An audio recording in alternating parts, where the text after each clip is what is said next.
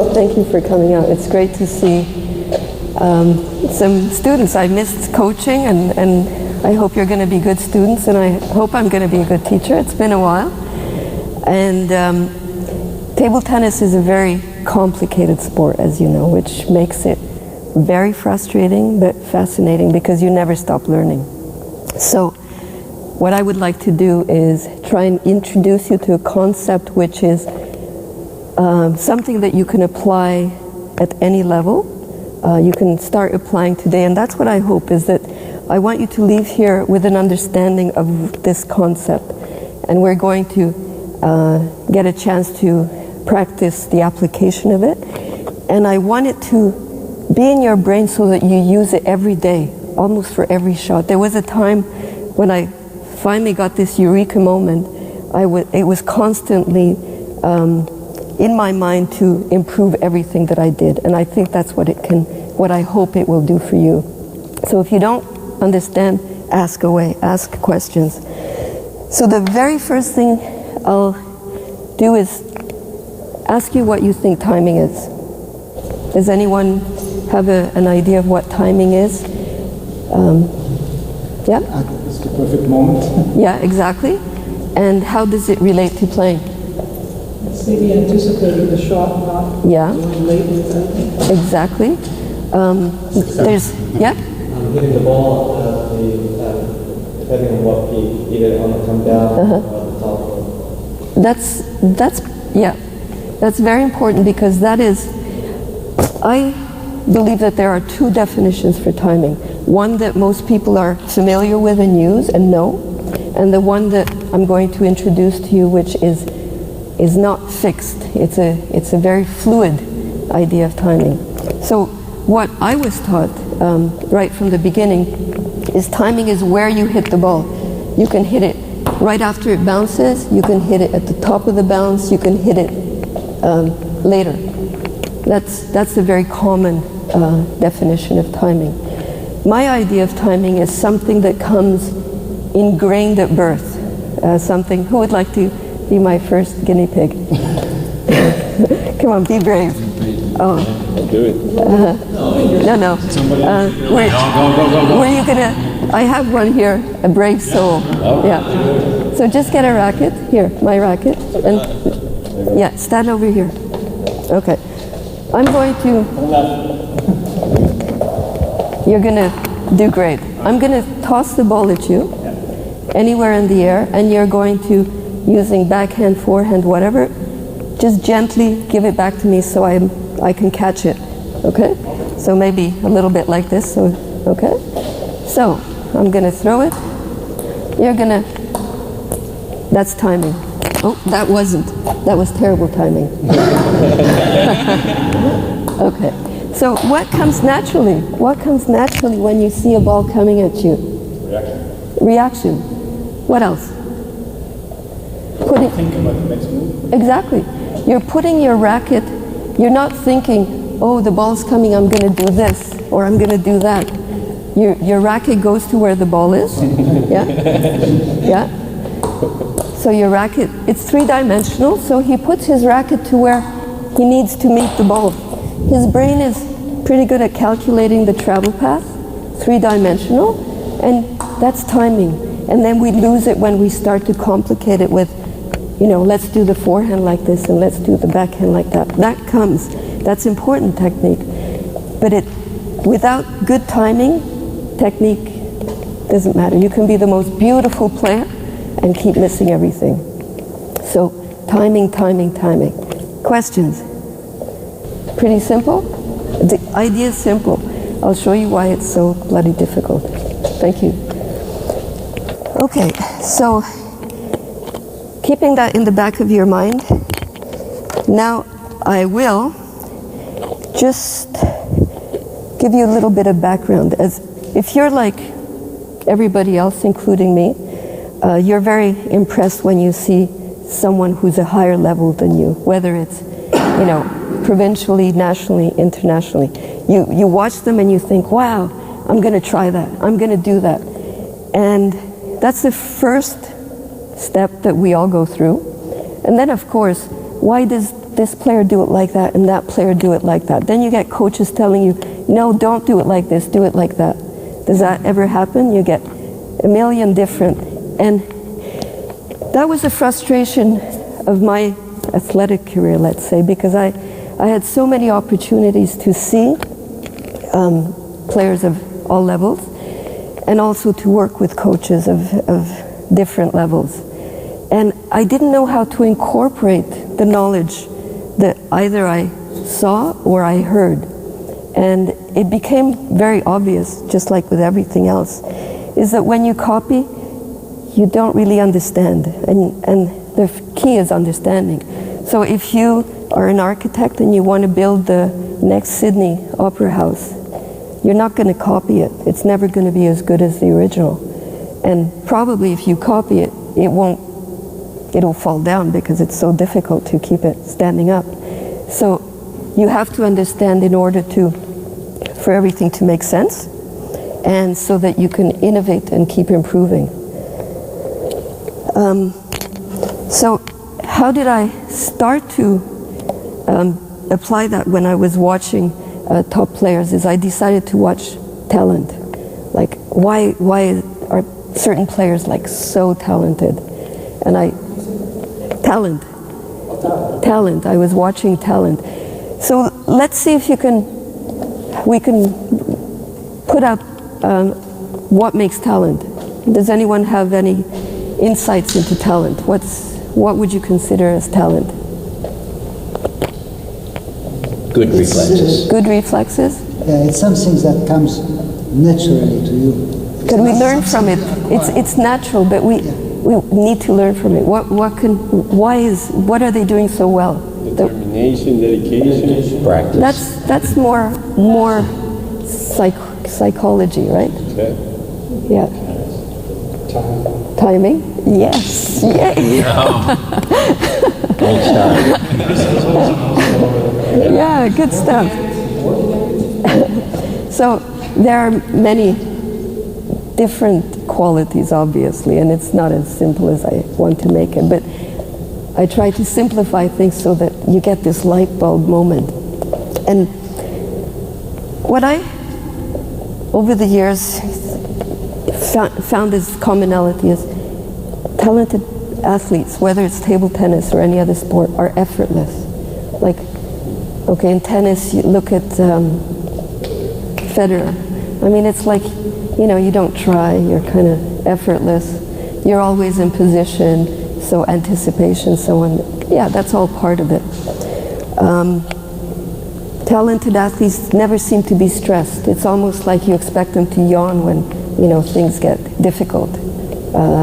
You don't get that intense, brutal, fighting that, I have to confess, when I was an athlete, I wasn't talented. I was a hard worker. Stefan will tell you I was a fighter. Was I? Correct. Yeah. Correct. So I was frustrated because why is it so easy for talented players? So I observed a lot. The other thing that struck me with talented players is you don't know where the ball is coming. Do you ever find that like they get ready for a shot and until the last minute you don't know where it's coming? I'm going to put all this into application to show you how timing answers all of these questions or explains. And then of course the change of speed, being able to not just get caught up in a rhythm, but rhythm, all of a sudden soft. And that's not as easy to do as it sounds, and it's definitely where a lot of players make mistakes on an easy ball. You think you fought like crazy to win the rally, then you get the high ball. How many times have we put in the net? Never. Or off the table? Never. Once? Never. Twice? Not in the net. Okay. So all this is timing, really. I want you to be sick of here. Well, no, I want you to be ingrained, timing to be ingrained in your brain when you leave here, because it's the answer to everything. So, a lot of observation. Then I would, because of my experiences with both post-secondary education and working with a Chinese coach, I started to be able to fit pieces of the puzzle together because I could explain things theoretically. Now, the theory isn't necessarily important, but it allows you to have those eureka moments, which is what I'm not going to bore you with the theory, but I will try to give you the final product. Okay, so again, observing all these talented players, the eureka moment was when I broke it down to its most simple form. So the example that hopefully will get the point across is baseball compared to table tennis. Is anyone a big baseball fan? It's such an easy sport. Easy. I like to be facetious, but okay. Imagine if table tennis was like baseball. That we have a home plate here, okay? We have a home plate here, and I have one pitch to concentrate on. I make sure all my body is in the right position, and the ball comes. No, I let it go, it wasn't good enough. Another one comes. No, not good enough. The perfect one comes. Home run. I win the point. But it's not baseball, it's table tennis. That one's coming back, and I'm here. And I got to come back and do it again. And I got to move because the home plate now is how wide? And it's not just, 10 feet wide or more. It's also 10 feet long. So every shot, if I'm thinking to win the point, which obviously I don't with every shot, because it's like chess too. I prepare the point, I get the one that I want to win. I have to stabilize, get my feet on the ground, hit the home run to win the point. Make sense? So baseball is. So when we break it down into one shot, the one shot is ball is coming, anticipate, get to where the ball is going, stabilize, have my feet on the ground so I can use the force from my legs, and then timing. How do I get good timing? Is not by thinking of the shot that I'm going to do, but by thinking in the air, where will I be able to meet that ball? So if I'm very fast, I might be able to meet it here. If I'm slow, I might give myself more time by backing off the table, but my timing doesn't change. I prepare my racket to where the path of the ball is coming, and whatever shot I'm doing has a beginning and it has an end. Do you see that? Push, beginning, end. Chop, beginning, end. Lob, beginning, end. Any shot. Service return, beginning, end. Beginning, end. So my racket, if it's in position to where the ball is coming, I can do the shot and get it on the table. Now there's many implications to that. Does anyone box? You do? Where do you want to hit the person? At which point of your punch? An inch or two after you practice. What's that? An inch or two after you practice. So it's in the beginning or at the end? So the principle applies from one sport to the other, is that when you do a powerful movement, the power is generated at the beginning when your muscles are engaged. And then after that, like a baseball pitch, you engage and then it's like jello, it's relaxed. So the more you're able to just explode and relax, the better the result. So where do we want to hit the ball? Not at the relaxation part, because if I'm relaxed, I can't control the ball, it doesn't have the power, and I can't adapt to anything. Also, the other person sees where I'm going to put it. So if I'm going to hit a high ball, and I was watching this most talented player in the world, Waldner, he doesn't play anymore, but you're familiar with the name, he would just let the ball hang in the air. He would be standing like this, almost like watching the other player panic, and he would just go, and he would be able to, just wait, and put the ball where, he needed to win the point. So many benefits from being able to hit it at the beginning. Okay, let's see now. Are we ready to give some examples? So shall we just review? Stabilize, racket preparation, where the ball is coming.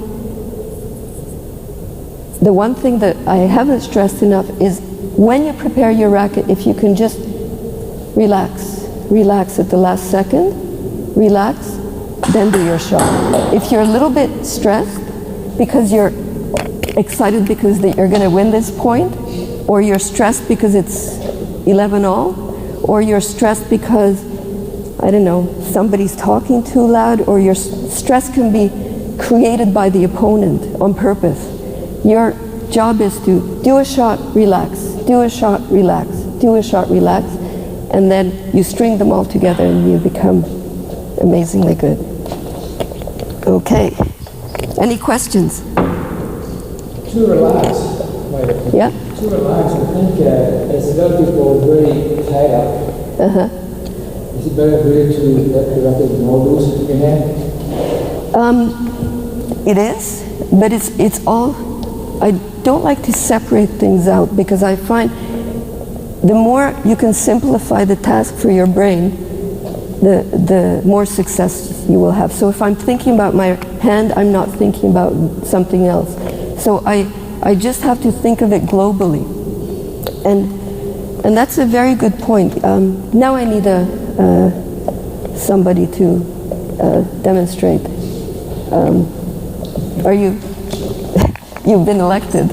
Yes. Okay, this time you're going on the other side. Okay. The difficult thing when we're sparring with somebody and we haven't had enough what I would call schooling to understand the concept and to apply it is that it's like going into a calculus class when you haven't mastered, basic arithmetic or algebra. It's just so overwhelming that you can't cope. So in order to relax, and that's why it's critical to, especially with, not just recreational players, but kids that are starting out in the sport, is to always test them with what they can cope with. Pointing out they have to stay relaxed, they have to stabilize the key things, not do it like this or do it like that. And by practicing it with motor ball rather than with an opponent, and you can do this, to each other. So let's do a little bit of forehand. I'm going to give you forehand. You're going to hit them. Aim here. If you miss, no problem. You just get ready for the next one. So now I will go at a speed which he can cope with, and I decide. Okay. So is he relaxing? I tell him, make sure you feel like you're relaxed.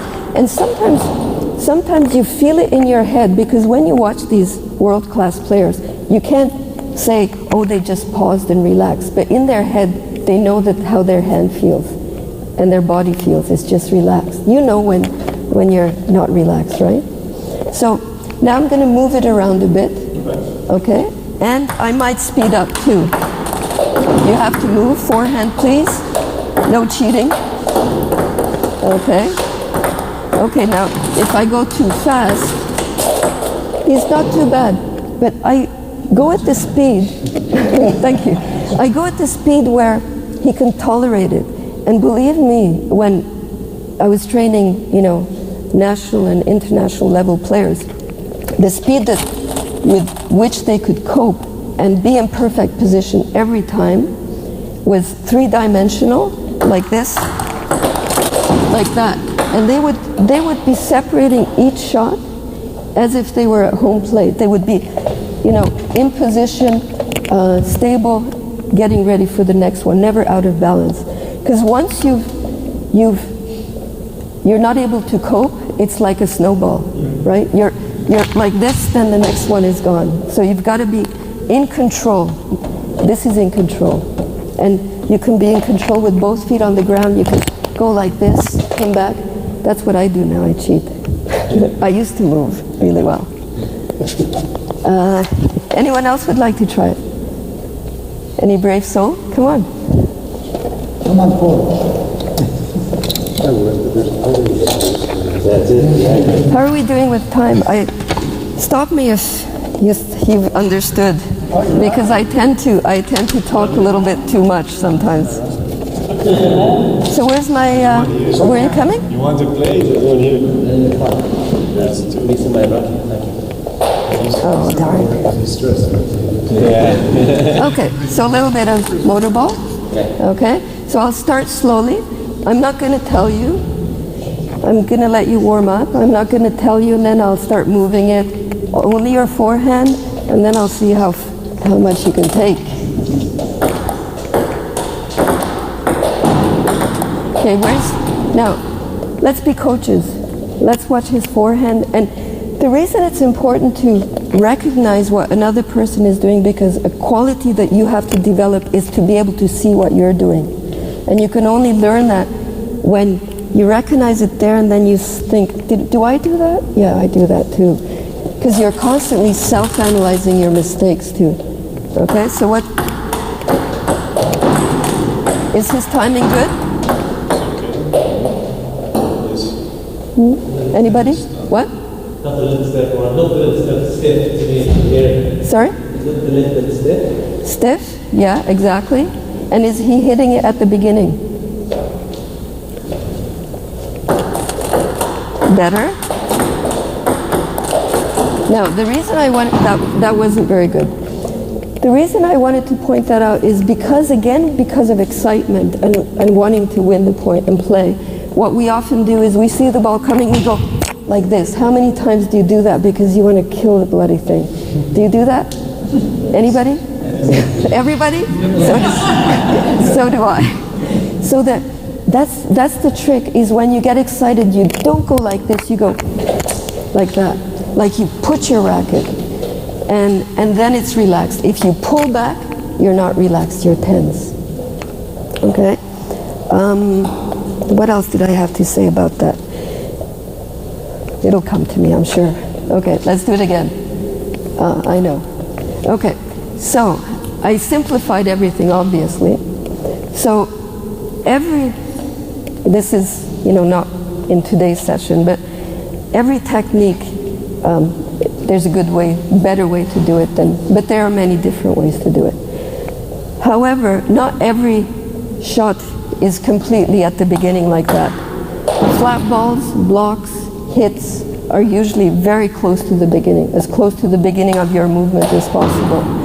But you can't get spin on the ball, obviously, if you start. So a top spin is generally a little bit lower, but not a lot lower. It's not down here, because then you have to fight and everything goes wrong, plus the pitcher is pitching the ball back.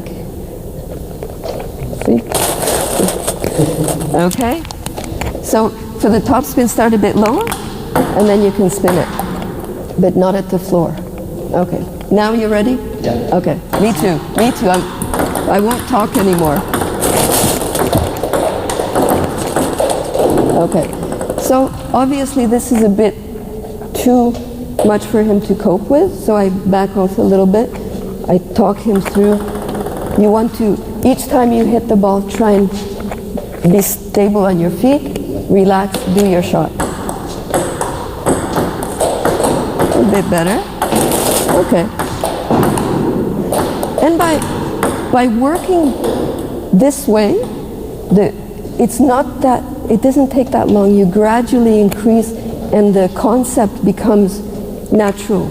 Whereas if it's too fast, it never becomes natural because you're always panicking and trying to cope. Okay? So,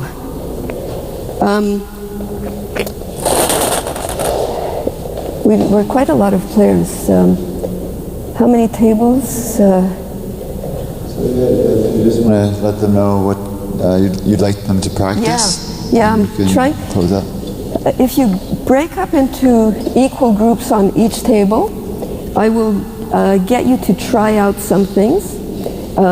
First, just one ball at a time.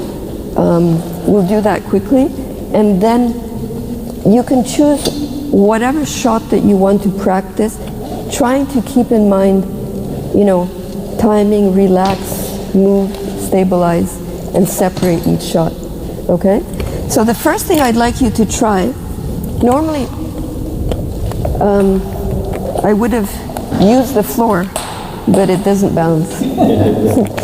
Because normally what I would do is get you to see the difference between if you bounce and relax while it's coming up. That doing that is it easier than doing that? Obviously not. But when you try it, you think, whoa, that is so much harder if you don't take that pause, if you're swinging all the time. And that's if you can eliminate that backswing in your game, change it into a relaxed, put your racket, I'm almost sure you're going to be like 5 points better. 4, 3, 2, 1, maybe. Okay, so what you're going to do instead is you're going to take maybe 10 balls each, or you keep rotating so you're not standing around.